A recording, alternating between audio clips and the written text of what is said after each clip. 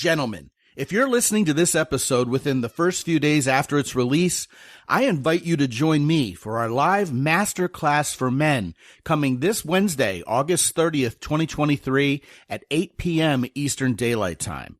The topic is one that few men ever consider, usually leaving it to chance, which can have disastrous consequences. I'm talking, of course, about how to know your type of woman and how to identify and choose her. This involves a lot more than simply going after women who look good to you, and certainly goes even deeper into areas we may not have ever even considered as men. But unless we get a firm grasp on exactly the woman who does it for us and why, the long-term results can be catastrophic when we end up with whoever falls into our lap. Get in on this sneaky important masterclass by visiting mountaintoppodcast.com/masterclass. Grab your ticket for this live interactive event before it's sold out. And now, as promised, here comes the second episode of what turned out to be a two-part series on our sexual evolution as mature men.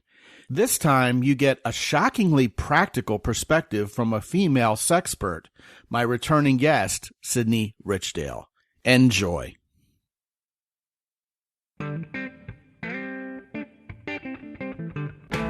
Live from the mist-enshrouded mountaintop fortress that is X and Y Communications headquarters, you're listening to the world-famous Mountaintop Podcast. And now, here's your host, Scott McKay.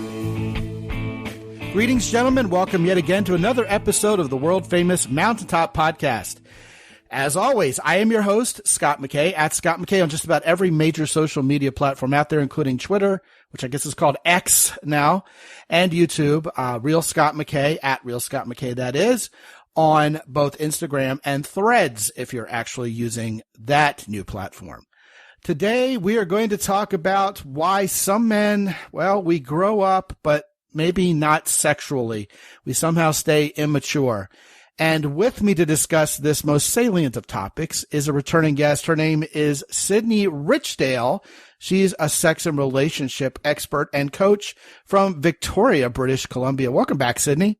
Hi, Scott. Thanks so much for having me. Well, hello back at you. We're going to have a fun show today.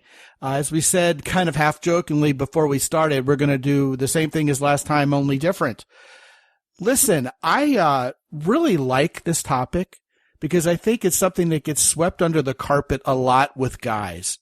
And that's this idea of sexual maturity in men, and not the physical version, but the emotional version, and perhaps even the psychological version. Now, on this show, I've got to, I guess I'm reminding you of this, because I'm sure it happened on our first show together. Anytime there's a sexual innuendo that comes up during a discussion about sex, I make light of it. And I know they're naturally funny. And I think part of being an adult is being able to laugh at sex and have fun with it. But what we're talking about here is something a little deeper, and I would say a little bit more multidimensional than still kind of thinking about sex like Beavis and Butthead, even though we're 45. Wouldn't you agree? Oh, definitely. The way we've been conditioned and taught to view sex and approach it is really problematic. So I'm glad we are approaching this topic today. Yes, for sure.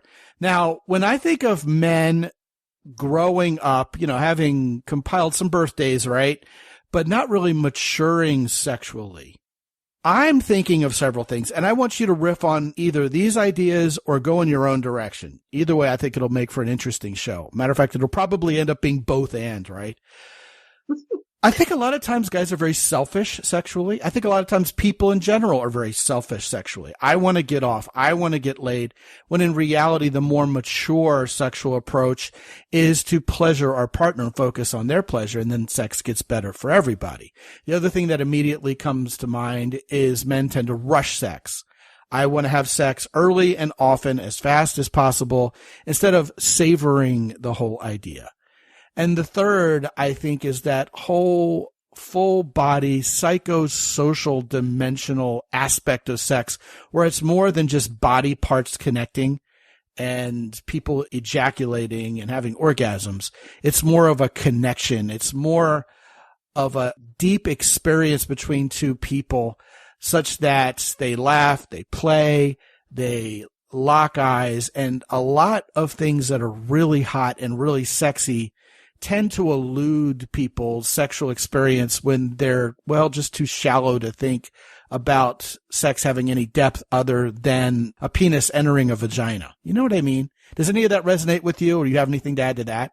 Oh, yes, definitely. Well, and it's not just men too. Like, you know, when you mentioned they're like, oh, we want orgasms, we're attached to that. I'm like, okay, I will admit I've been guilty of that as well. So it's just how we've all been conditioned. But I think for men especially, it's like what we see in the movies is they're fucking the chicks up against the wall as hard as they can. And it's like, okay, that's great and all, but really slowing down and getting connected to your body and the person you're with. Like, you know, it's like, what intention are you bringing? Are you even connected to your cock? Like, or are you just using it? You know, like, are you, do you have like a really healthy, functional, loving relationship with it? So yeah, there's just so many ways we can deepen into our intimacy and connection and not just use our body parts for pleasure, but actually really enjoy and just share that with somebody else rather than just, you know, trying to get that result that we all want. And I'm not going to lie, orgasms are great,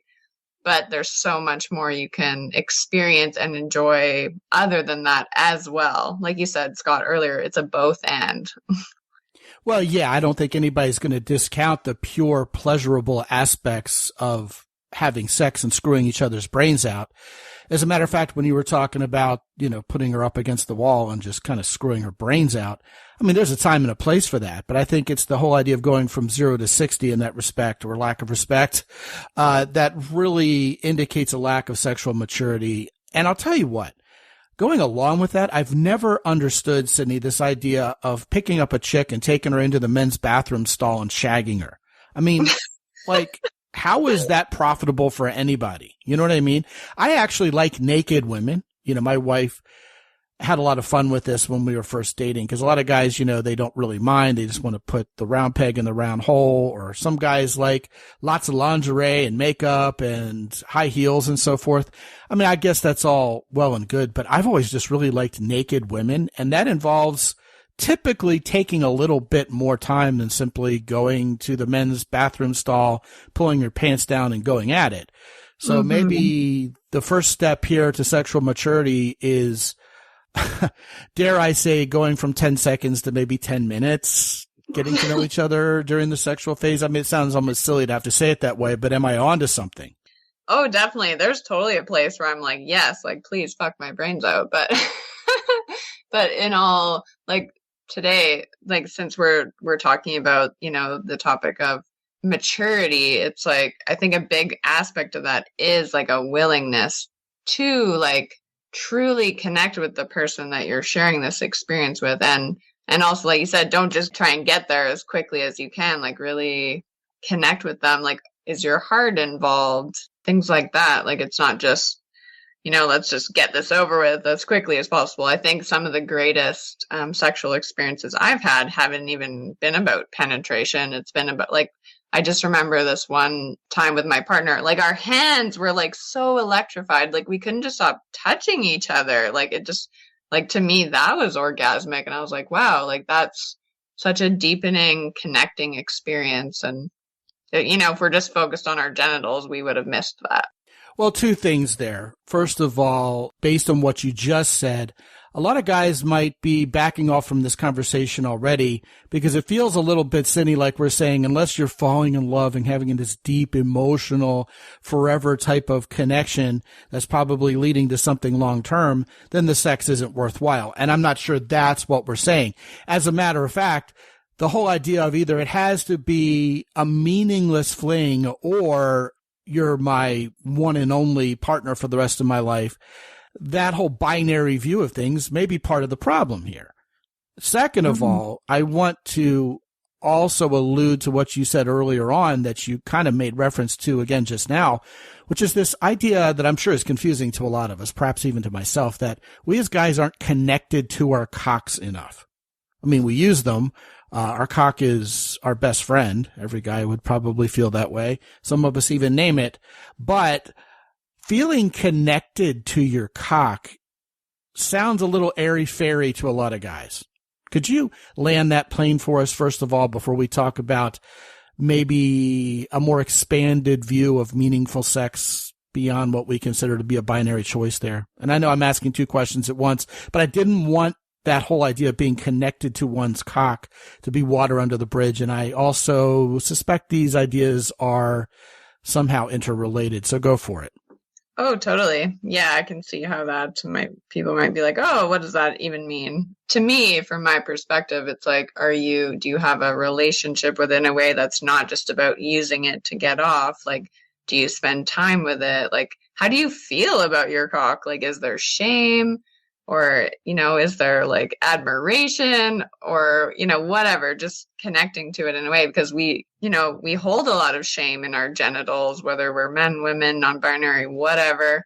But so it's like really getting to know, like, is there sensations in there that are kind of painful or something, and just really connecting in rather than just like, okay, let me get it in and get it out and get off, like, I think as far as maturity, it's like really connecting into, okay, what is this part of my body like trying to tell me? What does it want? Does it want to be fucked real hard, or does it want to be like touched lovingly and softly?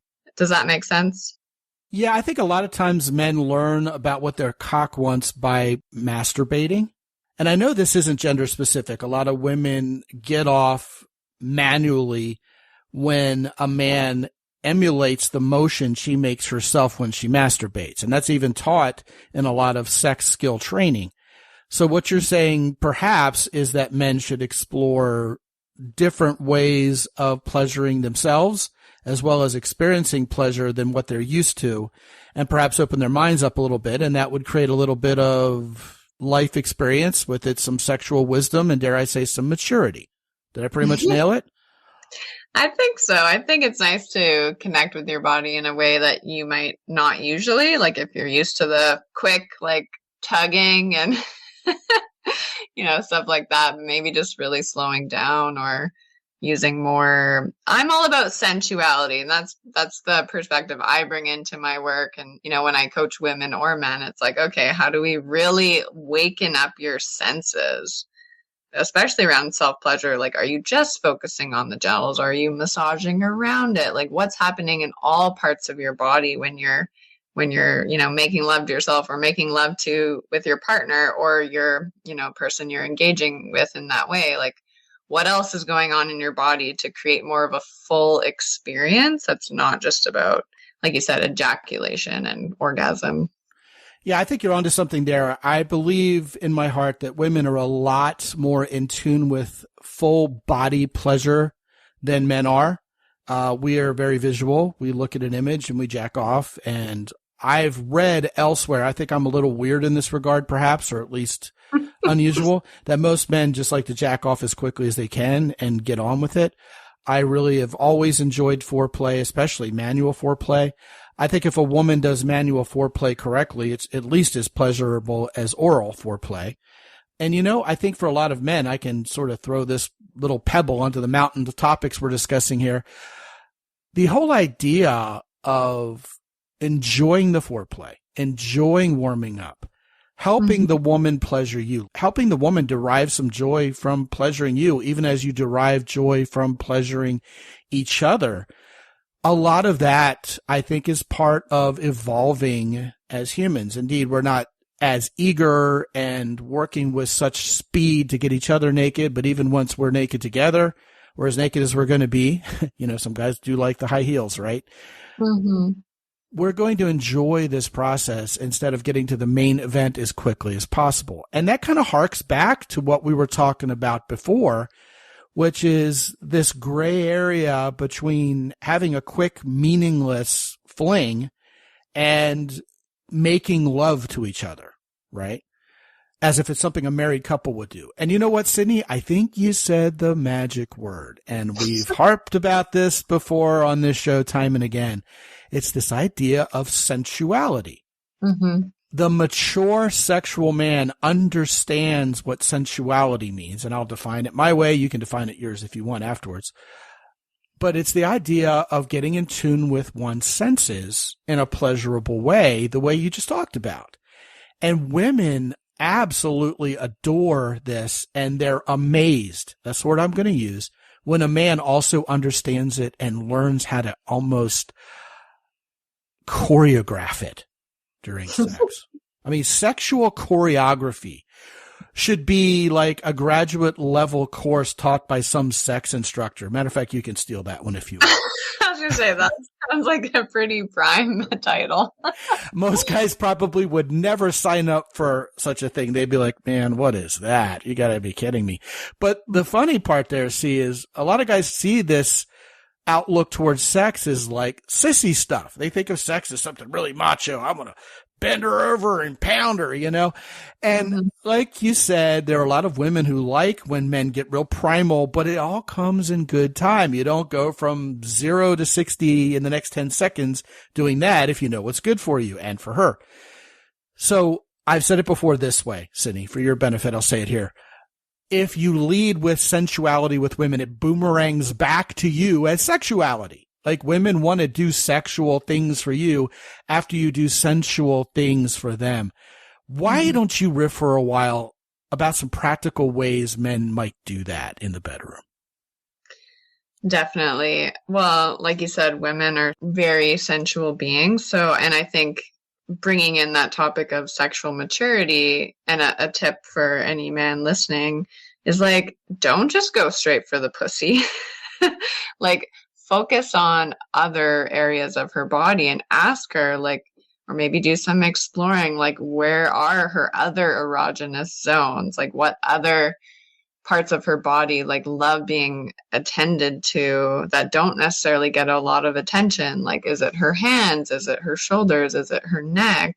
Is it her legs? Like, where are those other zones that really kind of open her up and feel really good to her senses, so she feels like, okay, like her body can ground, her body can open, soften, because, you know, the more turned on she gets and the more time you spend with foreplay and helping her like really like feel good before you enter, that's just going to lead to her being more wet, her being more open, her being more receptive, her being more willing to go there with you if she feels, you know, that openness. Because I think a lot of the time, and this has happened to me as well, like we're kind of rushing. And I get impatient too. Sometimes I'm like, okay, like I don't want to spend 40 minutes like foreplaying. I just want, you know, I'm ready. But that doesn't mean my vagina is ready. So it's like, you got to tune in, like, is the pussy wet? Is she feeling open? Is she feeling ready for you to enter her? And then just going from there. So I would suggest, paying attention to different parts of her body, maybe bringing in smells or lighting that like makes her feel really good, makes both of you feel really good and open that you're in this beautiful space. And then go from there, just like appeal to the different parts of your body that may want some love and attention as well.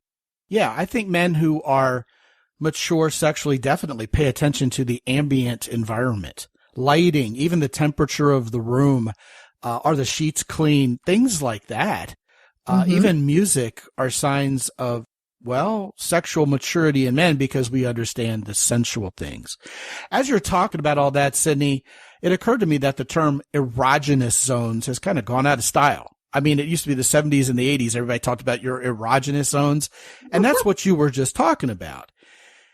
And part of sexual maturity for me was realizing not all women are exactly the same. You can't pick up a textbook and connect tab A to slot B in terms of what's going to turn a woman on, what she's going to like, how she's going to like to be touched or not touched, or what she's going to be into and not into. And indeed, you can't take it personally when her needs or her lack thereof or something she doesn't like is expressed that you've known every other woman to like. Whenever that happens, you can't take it personally and get all butthurt over it, right? That seems like another part of this where we got to really get to know our sexual partners without being so self-conscious ourselves about it. And that seems to me like it would be a mark of sexual maturity as well.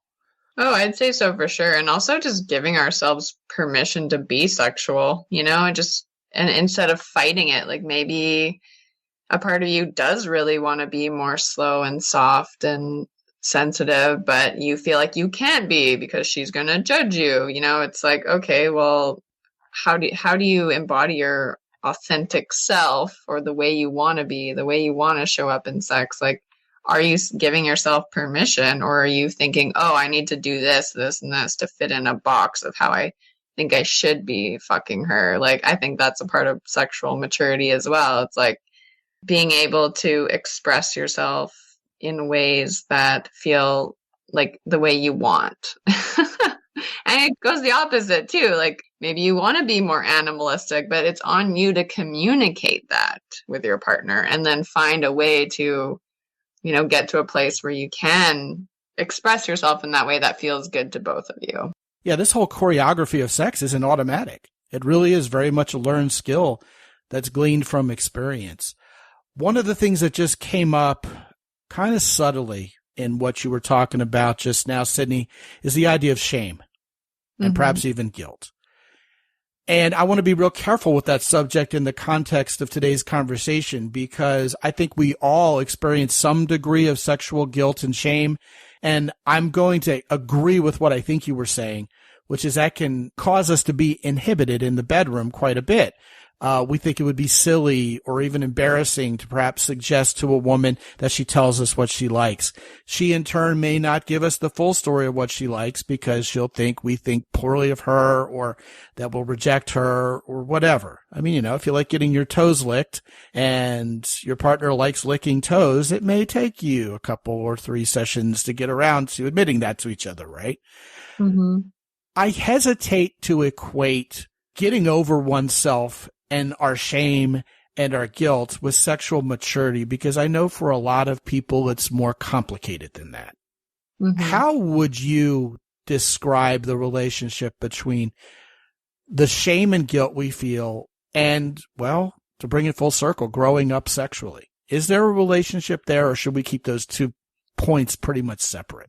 Yeah, when I think about like guilt and shame around sex itself and how we've been brought up, I think the number one thing is just acknowledging it.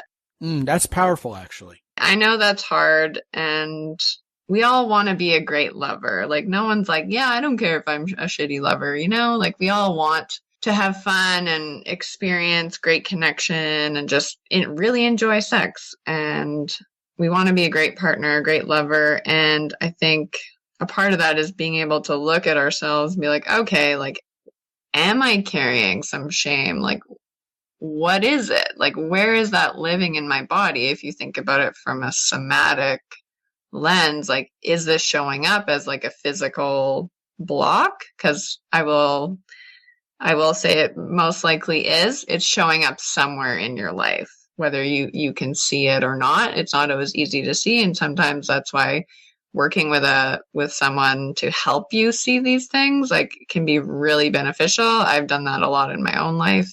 Even though I coach people on this stuff, like I'm in a program right now, like I'm looking at my inhibitions and my sexual blocks so I can continue to work on clearing them so I can really have that deep, fulfilling, intimate connection with myself and with my partner that I want. And that takes a willingness to be able to go there and dive into maybe some possible trauma that we've experienced, or abuse, or just the messages that we've been taught or we think we have learned, through movies or media or whatever, like the things we believe about sex, but the things we want to believe about sex, and how to discern, okay, is this belief that I'm holding around it helpful to me, or do I want to see it from a new perspective that works better for me and that's more of a healthy relationship with it? Does that make sense? Yeah, not only does it make sense, I think that was quite a profound answer.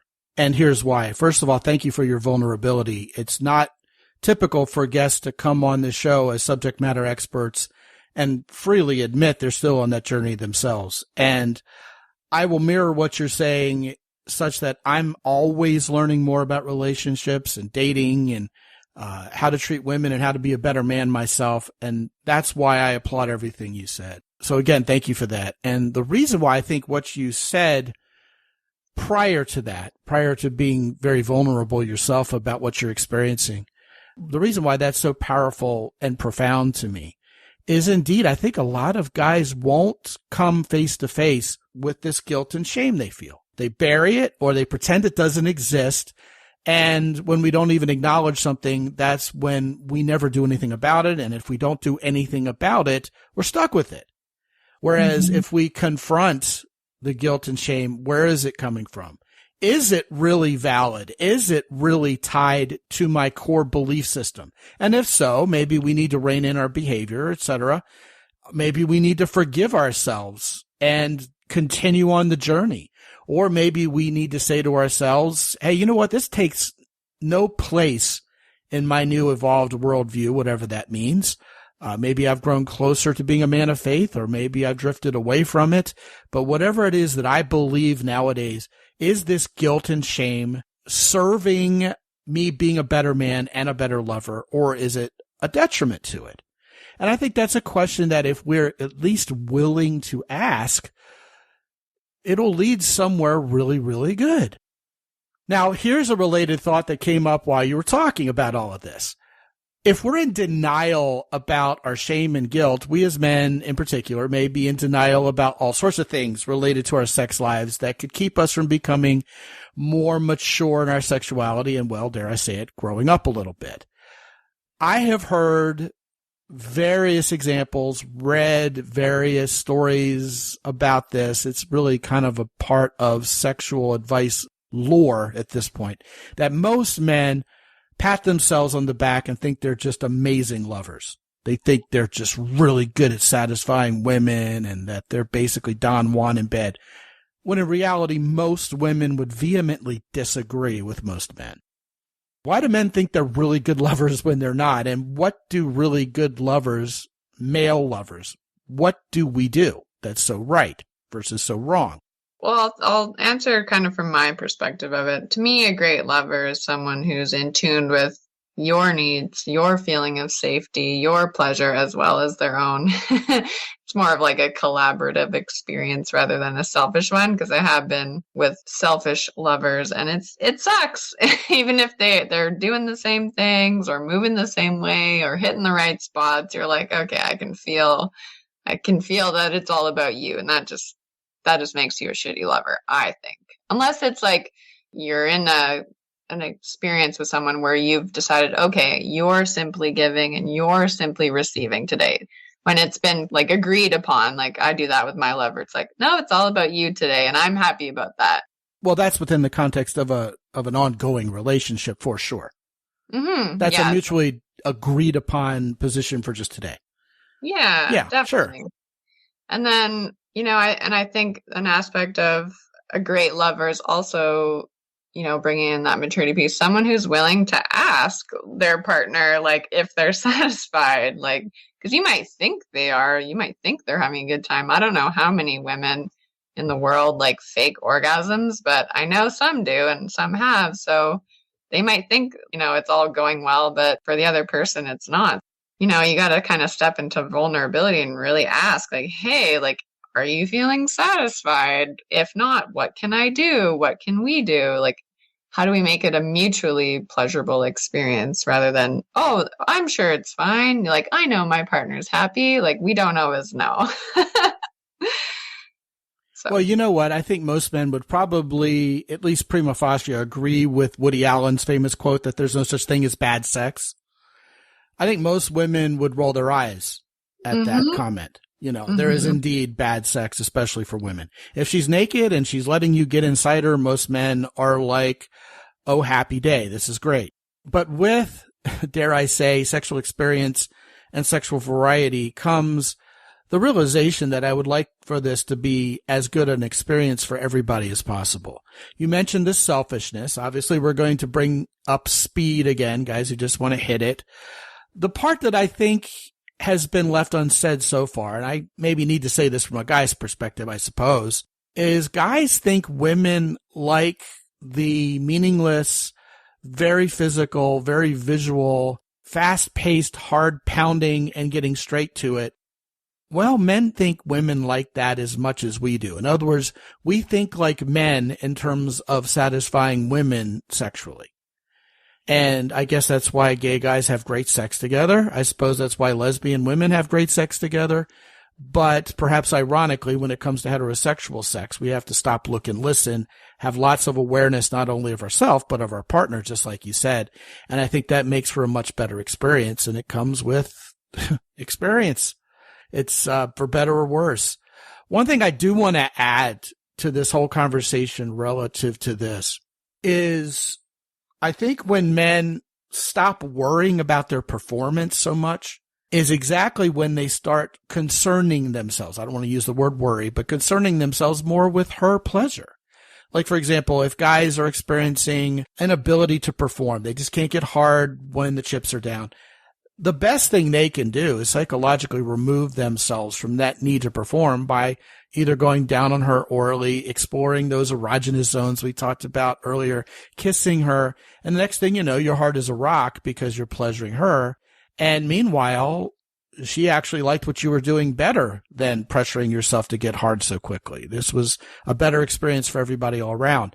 So that whole idea of worrying about performance, I think is a sign of, well, again, I don't want to denigrate anybody who's going through something medically. So if you're a guy out there who's got a PE issue, et cetera, and you're seeing a doctor for it, this message isn't for you. But certainly we've laughed at some of the movies and TV shows. I'm thinking of an episode of the British comedy In-Betweeners. It's kind of stereotypically seen as a young guy's problem where he's so hot for this woman, but once he gets her naked and in bed, he can't get it up. So like in the infamous episode of the In-Betweeners where this happens, and it happens in movies and other TV shows, of course, too. But when men disassociate themselves from that pressure, that's when they gain, perhaps like a lightning bolt, the sexual maturity to realize, hey, I need to stop worrying about this and think about my partner, and nature will take its course. You know what I mean? Mm-hmm, definitely. And we were talking about sort of inhibitions earlier and sexual blocks, and a pretty big indicator for anyone listening, if you're like, what does that mean? I don't know if I have sexual blocks. Like, a few things could be, are you having trouble getting an erection? Are you coming way too quickly? You know, like, can you not come at all? Like, those are some things that are results of something going on in the relationship or within yourself that, you know, you can be like, okay. And I think part of that maturity is a willingness to admit that. You know, I was speaking with a woman recently and she's like, I know my partner has ED or erectile dysfunction, but he won't admit it. And I'm like, well, you can't really not admit it because it's very obvious when that's happening. So why is it happening? A willingness to look at, okay, what's going on here between us or within myself or whatever's going on. Like, a part of that maturity is being like, okay, I can admit this is happening. What can we do about it? That story indicates just how complicated this can be. Yeah. I think a lot of times when men fear not being able to get hard or get an erection, they're fearing ridicule and shame and the woman laughing and pointing. Mm-hmm. The reality is most women take it personally. I wasn't sexy enough. I'm not hot enough. He's been disingenuous all along about how attracted he is to me. And then women start feeling kind of used sexually and underappreciated, and then it gets really complicated, doesn't it? Mm-hmm. Yeah, I'm not saying it's a simple fix, and I have empathy for whoever's going through that right now. It can be a lot of layers, but your willingness to look at it and, you know, maybe peel back some of those layers and really expose like the underlying issue. I think that requires, you know, a level of bravery and courage that I think is admirable and mature. Yeah, and I think that's part of being a great lover is like being able to say, hey, like something's going on for me. Like, can we figure this out together? Or, you know, yourself, like if you're single, that's part of it too. Just like an openness and a willingness to communicate. And I know how many couples are out there that they just can't seem to communicate about sex. They just think like, oh, I should just naturally be great at it. And I think that's one of the biggest myths we've been fed is we should just know. We should just know what our partner wants. We should just know what we want and what we like. And I think, you got to be willing to have that conversation and grow together as you nurture the sexual part of your relationship. Yeah, all of that's fantastic. And I agree wholeheartedly with everything you've said. It's great discussion so far. I want to go back to something you briefly mentioned because I think it's important that we cover it. There's a lot of talk about ED, guys not getting it up. There's a lot of talk about premature ejaculation. You got your ED, then you got your PE, right? And yet you mentioned a third category of potential frustration for men in this department, which is I can get hard, I can get an erection, I just can't come, I can't have an orgasm. Mm-hmm. And I've never heard anybody bring that up before, yet I know firsthand it's an issue, not only for me, but for other guys as well. I'm not sure it even has a name. I'm not sure it has a cute clinical term with, an abbreviation like PE or ED. But I do know personally that probably the first 4 or 5 years of my sexual experience as a young man, I had that exact issue. I mean, girls could get me hard, but there were no ejaculations happening. Now, I will raise my hand and say I was not having actual sexual intercourse at that point in my history. I was attempting to save myself for marriage in that respect. And, you can say what you want about doing everything but that's the way it was going. But I was really frustrated with myself for that. And I remember the first time it finally happened, I was ecstatically relieved. And I'm not sure the girl knew what to do with that. Except, wow, that was a really good orgasm. You really enjoyed that one, didn't you? But I think there was this meta level enjoyment that I couldn't actually admit to her, that she had actually been the first one ever to help me with that release. That's common though, isn't it? What do you think is the immaturity going on in my younger self that just wouldn't let me release? Is it some kind of Freudian unwillingness to let go or something? What do you think happened there? I mean, I guess it's different for everyone, but I would guess like it's some emotional block of some sort, or an unwillingness to fully let go and surrender, or like give yourself permission. We talked about that earlier. Like, are we giving ourselves permission to be sexual, to enjoy it, to, feel pleasure, and I know that sounds really simple, but that's hard for a lot of us. And I know it's mostly men listening, but are you guys admitting to yourselves or giving yourselves permission to just be the sexual being you want to be? No, I think that's fair. Yeah, it's sort of I would guess like some unwillingness to fully let go and just enjoy. I think with some people, it's like we have shame around the enjoyment of it. And that's been conditioned into us. And that's what I'm here to, help people alleviate and be like, no, it's great to enjoy sex. It's healthy. It's healthy to want to enjoy sex. So with yourself, with a partner. So yeah, I don't know if that sort of answers your question, but my guess is it's some sort of emotional block. Yeah, I think for me, in all honesty, it was tied back to that guilt and shame over we're doing something we shouldn't be doing to begin with. I would also suspect for a lot of guys, we've been taught a lot of old wives' tales about how dirty and gross and disgusting our ejaculate is. So that if we actually have an orgasm in front of a woman, we're going to have to clean it up. And what if she tastes it, and she's going to think it's gross and disgusting, and therefore we're gross and disgusting? Kind of like a microcosmic version of how most women feel about squirting. If I squirt, most women are thinking that's going to be so disgusting. It's going to be like I peed the bed, and that's ultimately shameful, right? We've been taught that since we were toddlers. Oh, you wet the bed, you're shameful. So there really is a lot of shame to overcome. It's really a tangled nest. But, the more maturity we reach, the more we go on that journey, admit it, and get on with the business of improving our sex lives and facing up to those things we need to face up. Well, the more sexually mature we get, and the more we grow up sexually, and the better all of our sex lives are. I think that's pretty much the mic drop. Yeah. Yeah. So her name is Sydney Richdale, and as always, she's in Victoria, British Columbia.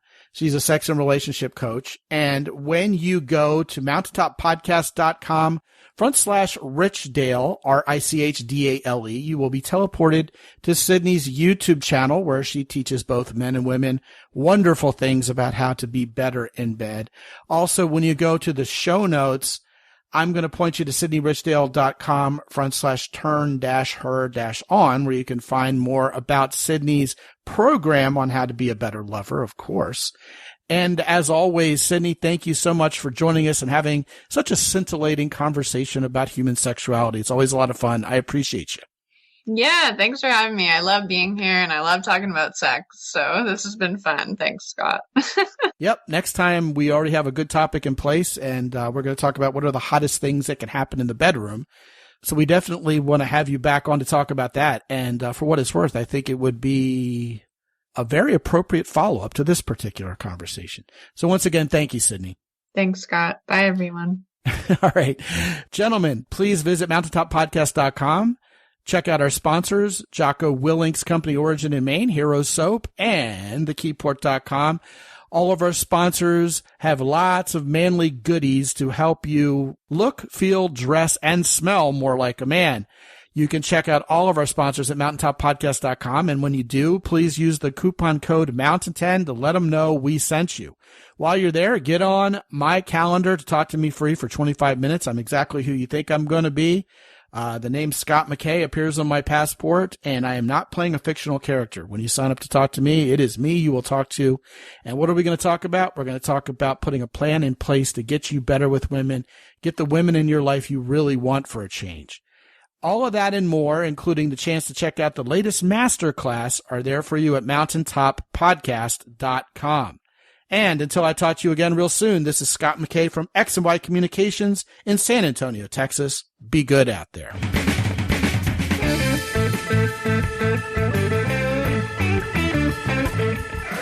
The Mountaintop Podcast is produced by X&Y Communications. All rights reserved worldwide. Be sure to visit www.mountaintoppodcast.com for show notes.